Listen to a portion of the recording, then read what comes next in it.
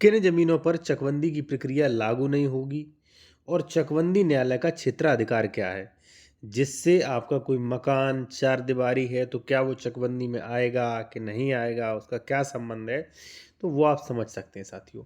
इसके लिए आप देखें धारा 9 चकबंदी एक्ट, यहाँ पे सेक्शन 6 देख सकते हैं। ठीक है, वो क्या कहता है वो आप समझें। चकबंदी न्यायालय की अधिकारिकता, कि चकबंदी न्यायालय की कहाँ-कहाँ अधिकारिकता है। अब देखिए जहाँ तक उसकी अधिकारिकता होगी वहाँ तक वो उन भूमियों का चकबंदी में ले सकता है और चकबंदी कर सकता है। ठीक है, तो आप समझे। और देखिए जो भी लोग विशेषज्ञ द्वारा कंसल्टेशन करना चाहते हैं, डॉक्यूमेंट दिखाना चाह रहे हैं, तो कॉन्टैक्ट नंबर वीडियो के डिस्क्रिप्शन में मेंशन किया गया है। अब देखिए जहाँ तक उस भूमि जिसमें चारदीवारी हो पर विचार करने की चकबंदी न्यायालय की आधिकारिकता संबंध है, यह कथन करना पर्याप्त है कि मात्र चारदीवारी उठाना भूमि के प्रयोग विशेष रूप से उसे गैर कृषि नहीं बनाता। ध्यान रहे, अगर कोई जमीन है उस पर चारदीवारी हो गई तो वो गैर कृषि नहीं है। आप ऐसा ना समझें कि उस पर चकबंदी नहीं होगी। ठीक है, आप देख सकते हैं, इसे पढ़ सकते हैं, इसका स्क्रीनशॉट ले सकते हैं। ठीक है, मैं एक चीज़ साथियों और कहूँगा, जो भी लोग जूनियर एडवोकेट हैं वो ये कोर्ट ड्राफ्टिंग नियम ई बुक देख सकते हैं। इसमें आपको कई चीज़ें मिल जाती हैं। ठीक है, अगर आपको लेना है स्क्रीनशॉट ले लेना, टॉपिक देख लेना, व्हाट्सएप नंबर ये दिया गया है।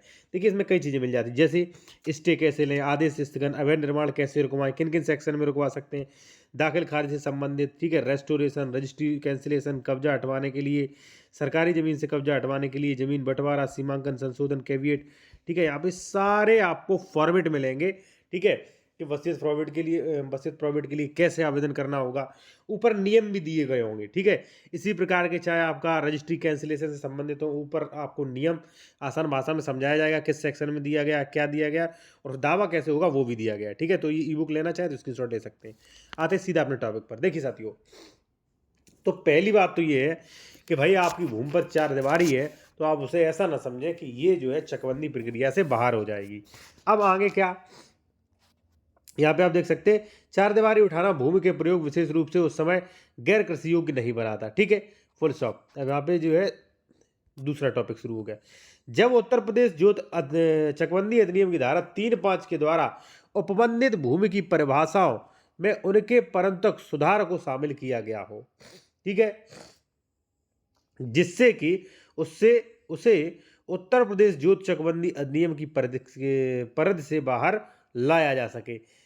इसके अतिरिक्त अवर न्यायालय इस विवादक की जांच किए हैं और सही तौर पर इस निष्कर्ष पर पहुंचे हैं कि जमींदारी विनाश भूमि व्यवस्था अधिनियम की धारा 143 के अधीन किसी घोषणा के अभाव में मात्र चारदीवारी उठाने से भूमि के प्रयोग को गैर कृषि योग्य नहीं माना जा सकता, जिससे कि उत्तर प्रदेश जोत चकबंदी अधिनियम परिधि से बाहर लाया जा सके।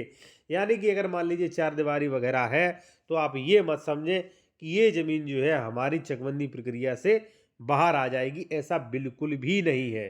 ठीक है ना साथियों, स्पष्ट लिखा है, स्पष्ट इसमें मेंशन किया गया, आप देख सकते हैं, स्क्रीनशॉट ले सकते हैं। बाकी जो भी जूनियर एडवोकेट है वो ये कोर्ट ड्राफ्टिंग नियम ई बुक देख सकते हैं। इसमें ये सारे टॉपिक, इनके नियम प्लस इनकी ड्राफ्टिंग, कैसे आपको दावा करना है, वो सारी कुछ चीज़ें इसमें आपको मिल सकती हैं साथियों। ठीक है।